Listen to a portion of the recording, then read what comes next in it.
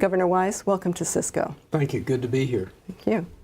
Let's begin our conversation today with a brief background on your early work as governor of West Virginia and how you became involved in the Alliance. The Alliance for Excellent Education is a nonprofit organization based in Washington, D.C. We focus on, our mission is that every child should graduate from high school, college, and career ready, and to take their place as a citizen. And so this gives me the chance to be involved in my last great campaign in life, to try to organize people around the policies that truly help every child to graduate college and career ready.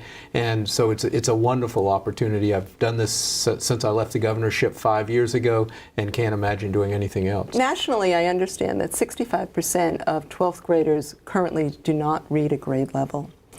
That translates to millions of struggling students, and we know that because of this, students are at a greater risk to drop out of school and to not continue on to college. How's the Alliance engaged in addressing these issues? I know you have many ways. If you have 65 to 70% of your 8th graders not reading at grade level, now entering high school, it's not a mystery that 2/3 of all of our dropouts take place in 9th and 10th grade. They can't read and comprehend the complex material they're getting. And so simply to make sure they graduate with a good diploma, a diploma that has a good education behind it, but also to make sure that they're then college or career ready requires a literacy strategy, a reading and comprehension strategy at every grade. Now, you said that over the last 5 years you've seen some change. Have you seen some positive tendencies happening around this particular? Absolutely. In the old days, it essentially was a one-on-one relationship. It was one teacher, one classroom. Today, with technology, we have the ability, both through hardware, software, online learning, a number of other applications, we have the ability actually to take that one teacher and expand his or her work to a number of classrooms to make sure that the content material is well delivered. And incidentally, that then also assists that teacher who is still left in the classroom the ability to expand their knowledge. They may not be, give you an example, one state has 440 high schools, has 88 certified physics teachers, and only graduates 3 physics teachers each year out of their schools of education. I can't get you a certified physics teacher in every one of those high schools. What I can give you is high quality physics content that then a skilled teacher in that classroom will be the facilitator in getting it to the student. New role of teaching. Very important transition, but one that we have to make. What recommendations do you have to boost the graduation rate in high schools and college completion rates in order to increase our supply of skilled workers in the workforce? One of the areas that we need to focus on, once again, yes, is literacy strategies, but we also need to recognize that about 1/2 of all of our dropouts in this country come from only 12% of our high schools. We're at about 1,700 high schools. We need to target and efforts to make sure we turn those schools around. And we'll deal with half the dropout problem right there. The second part, which I think is even more major, is remember that 1/3 of our kids are going to drop out of high school, but another 1/3 are going to finish high school without the skills they need to be college or career ready. So this is about making sure that high school diploma means something. We want to get a diploma, but then we also have to make sure that it means something. It's first about the high school, but it's then making sure there's the preparation from the high school so that they're going to do well in whether they go on to post-secondary, 2-year degree, 4-year degree, or simply into the workforce, and making sure that the good content knowledge is always available to them. And on that, the technology note, expanding this across to all the different areas that we just spoke about, how is policy starting to allow that to happen? You know, with the reauthorization of the ESEA, the Alliance's top priority is in helping to support that. Can you talk a little bit about that? The Elementary and Secondary Education Act, the main legislation that has the federal government assisting states and local school districts, is up for renewal this year, the old No Child Left Behind. No Child Left Behind was passed 10 years ago. It had some use, it has accomplished many useful things. It's outmoded. Its remedies are out of date. It's a bit like a compact disc in an iPod world.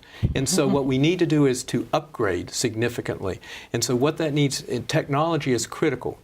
And so what we at the Alliance work on is making sure that policymakers understand the force multiplier aspect of technology, that technology needs to be part of the total learning environment, and indeed that no longer can we continue to deliver education in the traditional way. Our state budgets are declining. Mm-hmm. There is a demand for greater student outcomes. I mean, it's a classic perfect storm of you've got to change.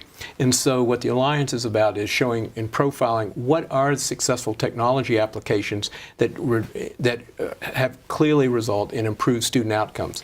Can you talk specifically about the technology advisory group that you're planning to bring up to Capitol Hill and with the various policymakers going forward? Because this issue of how technology integration and what it can do for all the things that we've just been discussing is going to have, I think, a huge impact. What the Technology Advisory Group does is to help first of all advise the Alliance, my organization, about what are the policy levers that need to be used and we need to be talking with policymakers about. But the second part is, and through a series of forums that we've been holding in other subject areas for many years, we will actually profile for Washington policymakers as well as national organizations and others what it is that's working. Once again, we actually bring to Washington, or we can also do it now through telepresence and other means, we bring to Washington those people in the field that are making a difference, that high school principal, those 10 teachers collaborating in a school. And so we bring them to talk about exactly what it is they do and then connect that to the policymaker so that the policymaker understands and the policies that are coming out. We have an excellent chance in the next year of seeing a major rewrite of the federal legislation that governs kindergarten through grade 12, as well as the year after that, higher education. And so through this means we want everybody to understand clearly the role that technology can play, where it is being successfully utilized, and let that be then incorporated into any policy that's written. Once again, hooking up what's working in a number of our schools with what the policy ought to be so that we can leverage or replicate that. Tell me a little bit about how you approach your publications, what the philosophy is in terms of creating them, and then some of the new ones that are coming out.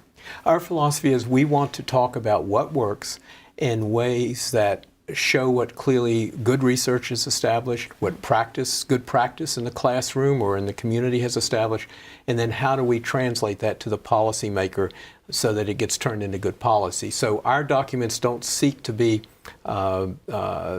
academic tomes, academic volumes. They seek to take the best of what has been done in the academic world and then translate it. Well, this has been excellent, and I think that your publications across the board have been very interesting reads, as you say, I think for every level of audience. I'd really like to thank you for coming today and for sharing your insights with us. This has been great, and we really are very honored to have you here, and I think that the Alliance is a fabulous organization, one that we will continue to support.